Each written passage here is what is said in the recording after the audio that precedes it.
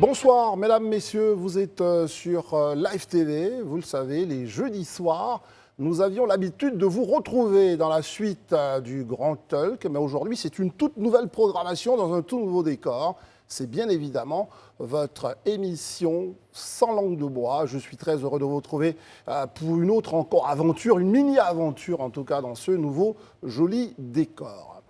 Pour repartir, nous avons invité un jeune qui a des dents longues. Va-t-il mordre tout le monde du côté d'Abobo?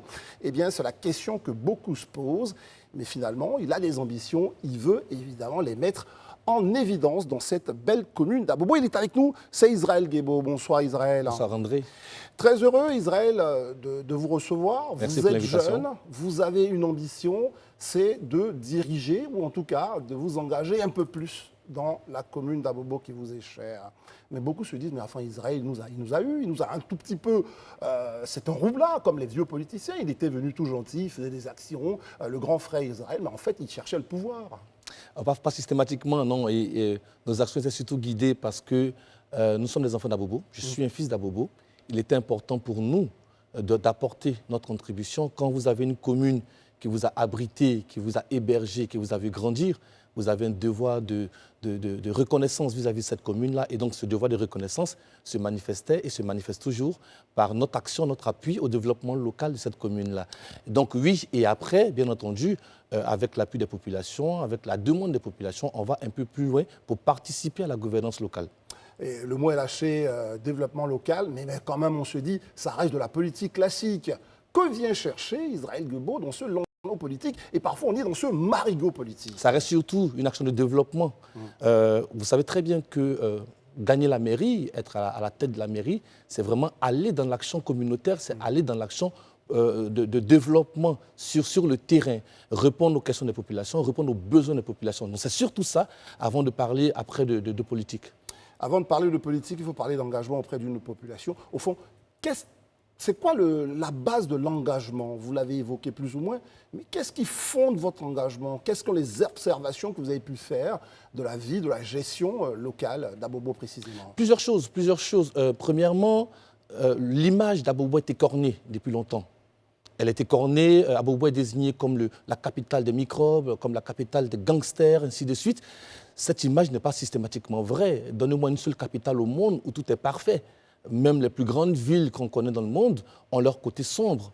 Par contre, il faut à Abobo mettre en lumière ses talents, ses expertises, ses gens. Il faut mettre en lumière à Abobo ce qu'il y a de bon, ce qu'il y a de bien et ce qu'il y a de beau dans cette commune-là. Et c'est vraiment ce qui nous guide premièrement. Deuxièmement, on se rend bien compte que sur le terrain, il y a encore des problématiques à résoudre. La question de l'éducation, la question de la santé, la question de la femme, la question des jeunes et du chômage. Tout ça sont des problématiques qui nous interpellent et on se dit finalement, nous avons aussi notre mot à dire, nous avons aussi notre rôle à jouer sur le terrain. Et c'est ce que nous faisons. Vous avez votre mot à dire, vous me dites Israël Guébo, mais quand même on se dit, mais attends, la jeunesse, vous êtes tout jeune, vous n'avez pas le dos si large, vous n'avez pas ce coffre-là pour être dans une commune comme Abobo. On peut vous en faire le reproche, surtout que face à vous, il y aura donc le maire sortant ou la maire sortante et des candidats de poids.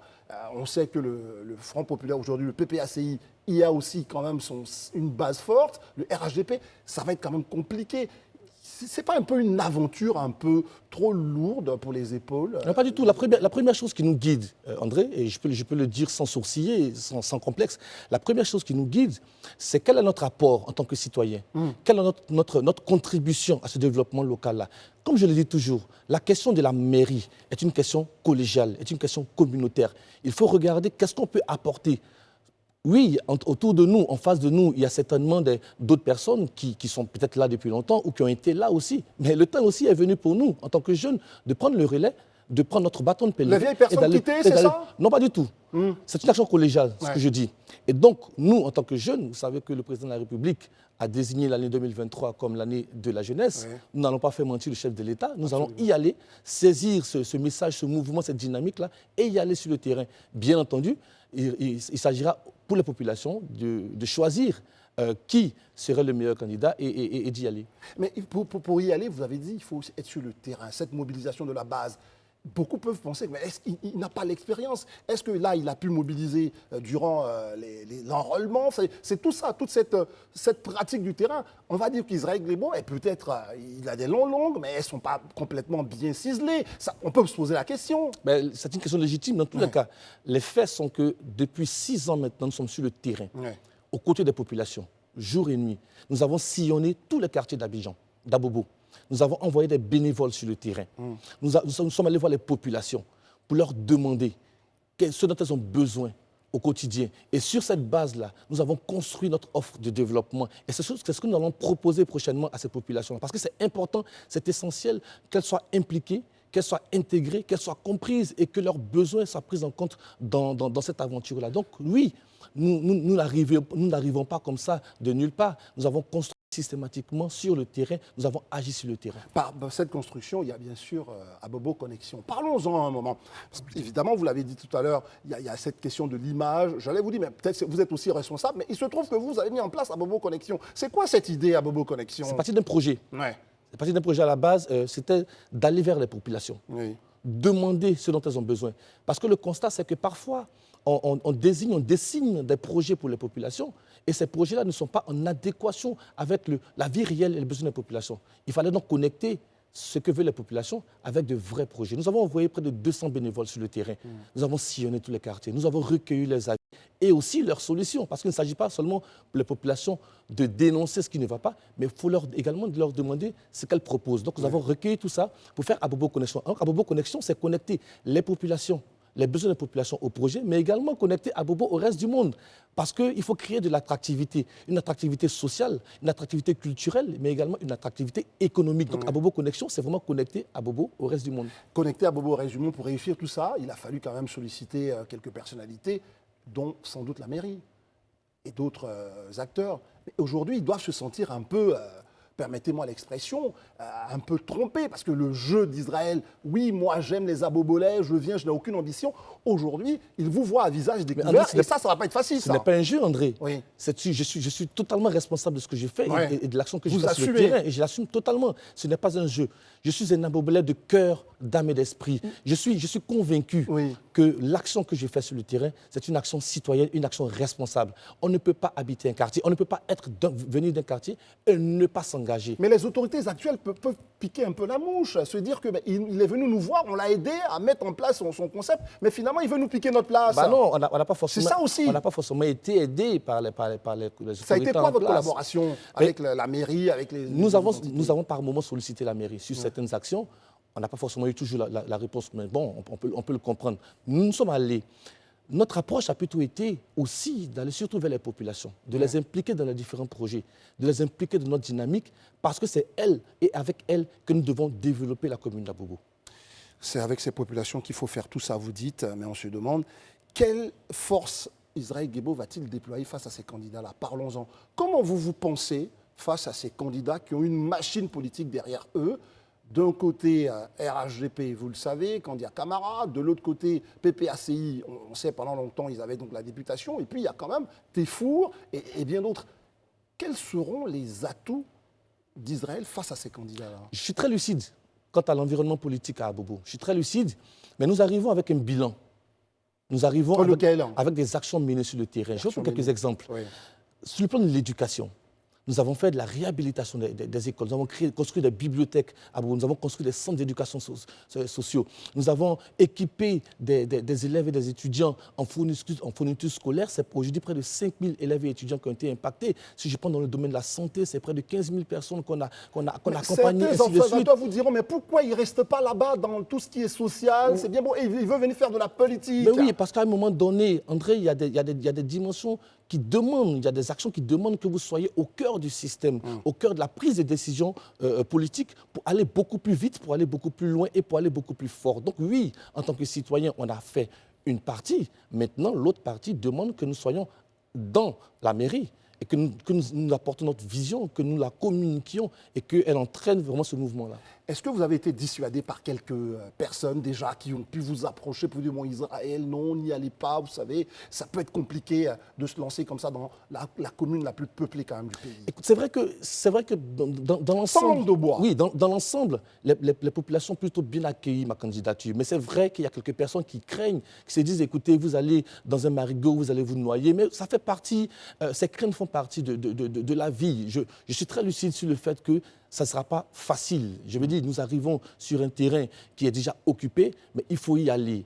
Il n'y a rien qui s'obtient facilement dans la vie. Il faut y aller, il faut gagner les cœurs, il faut continuer à gagner du terrain, il faut continuer à agir sur le terrain. Ce ne sera pas là, il faut de l'argent. Ah, parlons-en. Comment vous faites pour financer tout ça, Israël Guébo?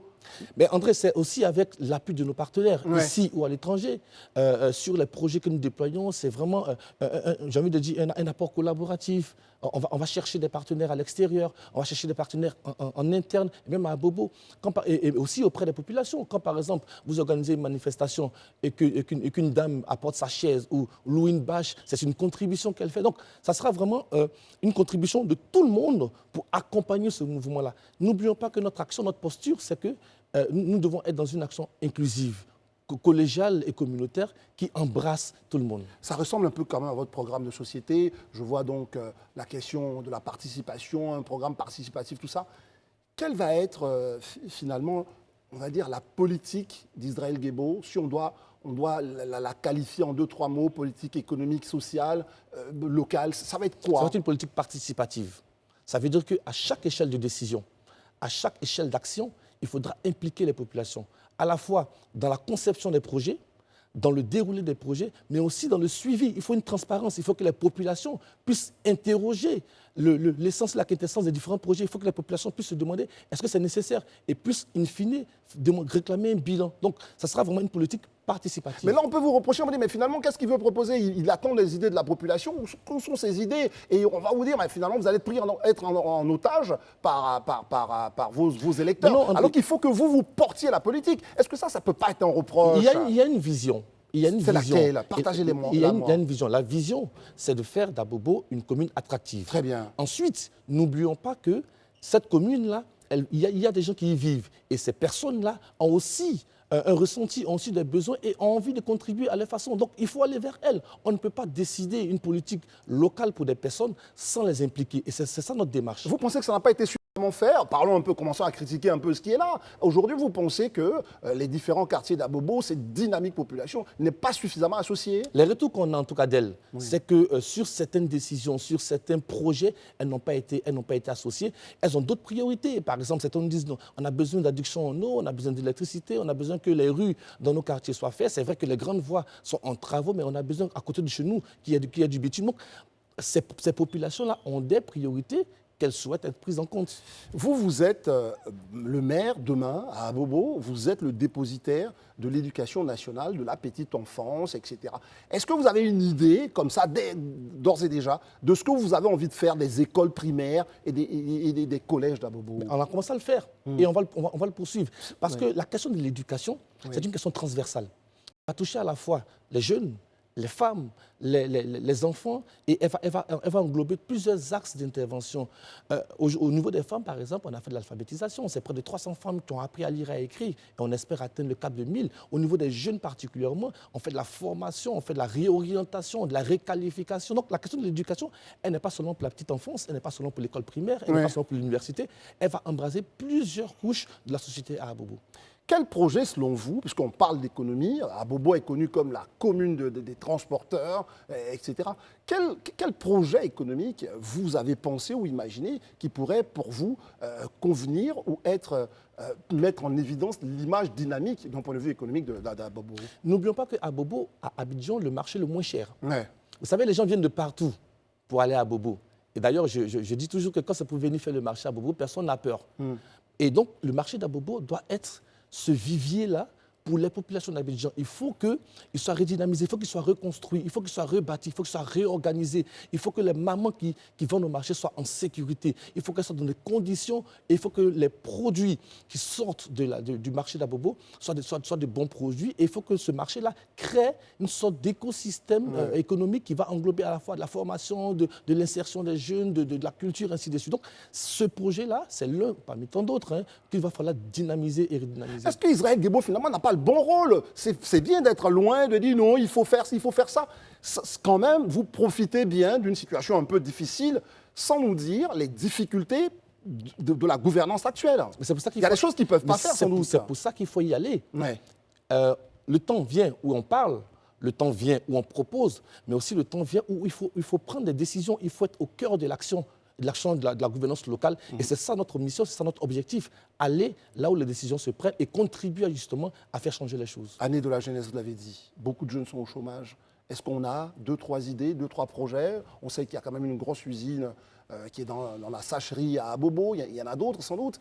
Mais ça va être quoi comme ça, les quelques idées qu'on peut donner à des opérateurs économiques dans la commune pour faire d'Abobo une commune où c'est vrai on dort, mais où aussi on peut travailler? L'une des pistes, c'est vraiment de faire de la réqualification des jeunes. La plupart, il y a deux catégories de jeunes. Il y a ceux qui ne sont pas là à l'école, donc qui sont un peu sur le carreau, et il y a ceux qui ont des diplômes, qui ont des masters, qui ont des BTS et qui ne trouvent pas du travail. Nous avons aujourd'hui des secteurs qui emploient, des secteurs qui recherchent de la main-d'œuvre. Je prends le secteur de l'audiovisuel, le secteur de la communication, le secteur du numérique. On parle aujourd'hui de l'intelligence artificielle, on parle aujourd'hui de la robotique, de la domotique. Il faut former ces jeunes-là en masse pour ces secteurs qui demandent à avoir de la main-d'œuvre. Il faut organiser, on a lancé ce qu'on appelle la FAC, la formation, apprentissage et citoyenneté. Et depuis quelques mois, on forme des jeunes en masse et on les insère. Parce qu'aujourd'hui, il y a des entreprises qui demandent à avoir quelqu'un pour gérer leur page, quelqu'un pour faire des photos, ainsi de suite. Il faut former ces jeunes-là. Donc, Abobo a un vivier en termes de ressources humaines. Il faut juste faire de la réqualification et faire réfléchir la courbe du chômage. Sans remettre en cause ce que vous avez fait, je crois que les résultats sont là, vous en parlez tellement bien, mais comment on peut dire qu'il est c'est un bon rêveur quand même, M. Israël Guebo. Il veut faire d'Abobo une commune complètement différente de celle qu'elle est. Et pourquoi pas? Il compte sur quoi finalement? Parce que c'est ça le ressort, c'est sa foi, son ambition, mais c'est sans doute aussi les moyens que peut-être cette commune n'a pas. André, il n'y a aucun rêve qui est trop grand. Aucun. Et si on ne rêve pas, on ne peut pas se mettre en mouvement. Abobo a le droit d'avoir son rêve. Abobo a le droit d'atteindre des sommets. Abobo a le droit d'être une belle vitrine comme autant de capitales qu'on connaît dans le monde. Et il faut justement que ce rêve-là se matérialise. Et pour cela, il faut le rendre attractif. Il faut attirer des bailleurs, il faut attirer des gens de l'extérieur. Il faut faire en sorte que tout le monde ait envie de venir à Abobo. Tout le monde vienne voir ce qu'il y a. Ça passe par des actions au niveau de la dynamique culturelle. Oui. Ça passe au niveau de la dynamique sportive. Ça passe au niveau de la dynamique économique. Et tout ça, il faut le mettre ensemble pour que les gens viennent investir à Abobo. Sauf que quand on est leader, il faut quand même commencer à parler avec les autres, notamment ceux qui ont formé des partis politiques. Absolument. Et déjà, la première question qu'on peut se poser, on dit, à Israël, on le voit venir, mais est-ce que demain, ce n'est pas pour remettre sa victoire à un des partis politiques? Peut-être qu'il cache son jeu. Vous vous sentez idéologiquement proche de quel parti politique? Et qui sait, est-ce que ça vous intéresserait demain de dédier votre victoire à je ne sais quel leader? C'est une question à double volet. Je pense que la question de l'idéologie aujourd'hui n'est pas une question prioritaire pour les populations. Les populations veulent juger quel est le projet qu'il a pour nous. Elles ne vont pas chercher à savoir est-ce qu'il est libéral, est-ce qu'il est socialiste, est-ce qu'il est social-démocrate, ainsi de suite. Elles ont des besoins primaires, elles ont des besoins immédiats. Qu'est-ce qu'il peut faire pour nous? Première chose. Ensuite, c'est la question de la transhumance. Moi, ça me pose un problème. Parce que c'est vrai, certains disent que la transhumance marque la liberté de tout citoyen à créer un parti politique, à intégrer un parti politique, à aller d'un bout à l'autre. Ouais. Mais la transhumance politique, elle crée une question d'éthique. Parce que, et elle déséquilibre en fait le jeu politique. Quand tout le monde dans l'opposition est happé par un parti au pouvoir, finalement, qui fait l'équilibre, qui fait le contrôle, qui fait l'opposition. Donc, ça crée ce déséquilibre-là. Mais dans une autre vie, il y a la vie de l'émission, je veux dire, le ministre de la Jeunesse nous a dit, c'est pas de notre faute si les gens veulent venir chez nous. Voilà, s'ils veulent venir vers le parti au pouvoir. Votre question, c'est surtout, est-ce que je ne veux pas remettre ma victoire à la fin? Est-ce que c'est l'une des possibilités? Est-ce qu'on peut vous soupçonner de ça, vu que vous êtes un candidat indépendant, vous allez avoir besoin de moyens? Est-ce que... Ma question aussi, c'était... Sans langue de bois, non. Sans langue de bois, non. Est-ce que vous pouvez faire l'objet d'une... Oui. Simplement parce que la question de la transhumance politique, justement, c'est une question qui a des intérêts personnels. Quand vous regardez en général ceux qui partent d'un pâturage moins vert vers une herbe beaucoup plus verte, puisque le thème transhumance, c'est un thème c'est ça, agropastoral, c'est absolument. simplement pour les intérêts personnels. Et finalement, ce qui fait que la question d'éthique se pose, c'est que les populations qu'on a consultées au départ pour soutenir notre candidature, on ne repart pas avec elles pour leur dire, écoutez, j'ai une offre, j'ai une proposition, est-ce que vous m'autorisez ou est-ce que je peux y aller? Non, elles découvrent au grand jour qu'on est parti. Ouais. Et donc, de mon point de vue, si transhumance il doit y avoir, il faut quand même qu'il y ait une consultation auprès des populations. Quand je parle de politique participative, c'est aussi une politique consultative. Il faut demander aux populations, vous m'avez élu sous cette chapelle, aujourd'hui j'ai une proposition, est-ce que j'ai votre assentiment pour le faire? Très bien, ça c'est une réponse qui est tout à fait claire. Du coup, est-ce que vous avez des relations avec les partis politiques depuis que vous voulez faire? Pas pour l'instant. Pas pour l'instant. Et cet engagement aussi, parlons-en, cet engagement politique, est-ce que ça vous vaut de vous dire, je n'ai pas de relation, mais est-ce que demain je peux faire une alliance parce que je peux ne pas avoir beaucoup de conseillers municipaux pour candidater, etc. Est-ce que vous êtes aujourd'hui dans une forme de réflexion où vos idées sont déjà définies? Les idées sont définies. Oui. Simplement pourquoi? Parce qu'au final, la gestion de la mairie s'est faite avec un conseil municipal qui lui-même est composé de plusieurs partis. Donc, d'une façon ou d'une autre, nous allons tous nous retrouver au conseil municipal pour gouverner ensemble, pour travailler ensemble et enrichir les idées, enrichir le travail avec les idées des uns et des autres. Donc, pour l'instant, il n'y a pas d'alliance à l'ordre du jour, mais je suis convaincu qu'on pourra travailler d'un commun accord. On vous a invité, c'est bien pour parler de développement local, mais je vais déroger un peu à la règle. On a 5 minutes pour terminer cette émission. Parlons quand même de votre regard sur l'actualité politique. Et le regard le plus récent, c'est quelque chose, vous êtes journaliste, vous êtes patron d'une école de formation d'acteurs dans des médias, mais votre regard, vous avez aussi connu une vraie vie sur les réseaux sociaux. Donc la question de la législation du numérique, comment vous réagissez face à toute cette polémique autour justement des tarifs de la data? Ça appelle de ma part 2 commentaires. Le premier sur les faits. Je constate qu'il y a eu une décision de suspension de la mesure d'augmentation. Donc, en fait, la mesure n'a pas été annulée. Elle a été suspendue pour vice de procédure. Vous auriez voulu l'annulation? Je vous prends un peu très ben oui, il faut baisser Okay. les coûts. Les coûts de l'Internet en Côte d'Ivoire sont trop chers. Donc ça, c'est la première chose que je voulais dire. La deuxième chose sur la forme, ça montre que les populations ont le pouvoir de faire réfléchir les décisions publiques. Les populations ont entre leurs mains digitale et entre leurs bouches la possibilité de faire changer les choses. Enfin, mon troisième commentaire, c'est qu'il faut que, quelles que soient les décisions qui sont prises par les autorités publiques, il faut toujours garder à l'esprit que ce sont les populations qui doivent être les privilégiées et non les opérateurs. Il faut tout faire, que ce soit dans le domaine du transport, dans le domaine des data, dans le domaine de l'immobilier. En tout cas, dans tous les domaines, il faut tout faire pour que les populations puissent être les privilégiées. Et si vous dites ça, vous dites on a quelque chose dans la main parlant des populations, mais surtout les populations jeunes, donc on va parler de la jeunesse. Est-ce que vous vous sentez donc aussi dans une forme de combat, et on va regarder vos liens avec les autres jeunes, dans une forme de combat un peu générationnel, vous vous dites ça suffit, c'est maintenant, faisons la place aux jeunes? Écoute André, je pense que la question du changement générationnel, il est inévitable. Aujourd'hui, on a l'impression d'être dans une sorte de sphère gérontocratique où les jeunes, on voit des voix qui se lèvent, mais les jeunes là, subissent le poids de ces dinosaures-là. Mais attention, ces dinosaures ne nous feront pas de cadeaux, ils ne vont pas nous offrir notre place. Cette place-là doit être gagnée par les jeunes. C'est à nous de nous bouger, c'est à nous d'aller chercher cette place-là et de la revendiquer, mais d'agir et de la prendre par la seule force du travail et des valeurs qu'on cultive. Vous êtes donc pour la promotion des valeurs. On vous entend très bien, Israël Guébo, mais il y a une chose qui va arriver, c'est la campagne. Vous, dans votre tête aujourd'hui, vous vous dites, moi, Israël Guébo, pour rien au monde, je ne vais rater le rendez-vous qui m'attend, le rendez-vous de l'histoire avec les populations d'Abobo. Vous vous dites ça? Nous sommes un carrefour historique. Ouais. André, nous sommes un carrefour historique où nous devons prendre notre responsabilité vis-à-vis de l'histoire.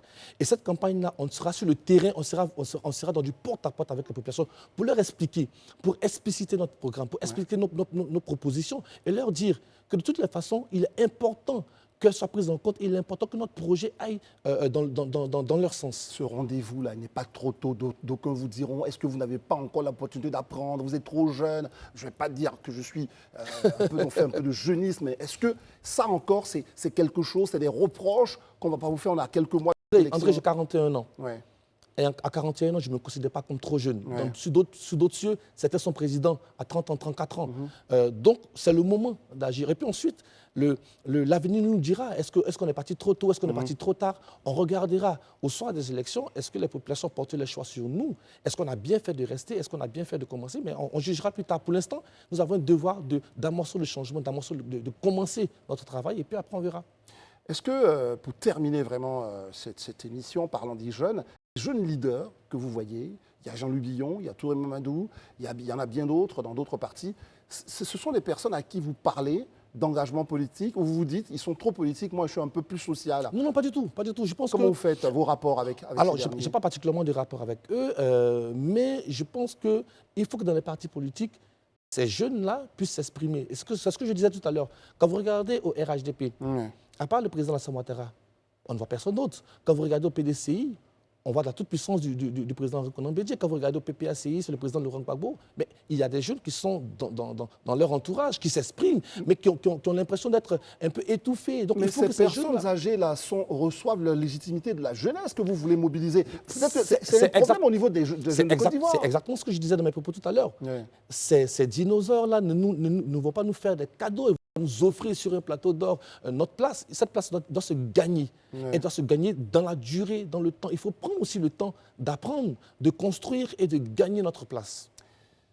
Israël Guébo, je voudrais vraiment remercier ce jeune candidat. Permettez que je le dise comme ça. C'est vrai qu'à 41 ans, on n'est plus tout à fait jeune. On a beaucoup d'expérience qu'on peut mettre au service de sa nation, comme beaucoup d'autres. Mais en tout cas, merci Merci de à vous vous. être prêté à ce jeu, d'avoir répondu les questions avec votre conviction propre. Et nous pensons que nos téléspectateurs l'ont entendu. Il s'agit pour nous ici, dans Sans langue de bois, puisqu'on va ouvrir une grosse séquence où différents aspirants candidats vont venir ici pour parler. Certains auront beaucoup plus de difficultés parce qu'ils auront un bilan à défendre. D'autres pas, ça a été un peu comme le cas d'Israël. Il devait critiquer, il a bien fait et il a des projets. Et c'est cela qu'on voulait saluer au cours de cette première édition. Merci vraiment. Merci on vous à souhaite vous. bon vent. On espère simplement que la démocratie ivoirienne va l'emporter du côté d'Abobo et que tous vont s'engager pour le développement de leur cité. C'était donc votre édition Sans langue de bois, nouvelle saison à peu près, puisque nous sommes dans un moment un peu plus long. Merci à vous. Restez fidèles à votre télévision préférée. C'est Live TV, la télé sans filtre.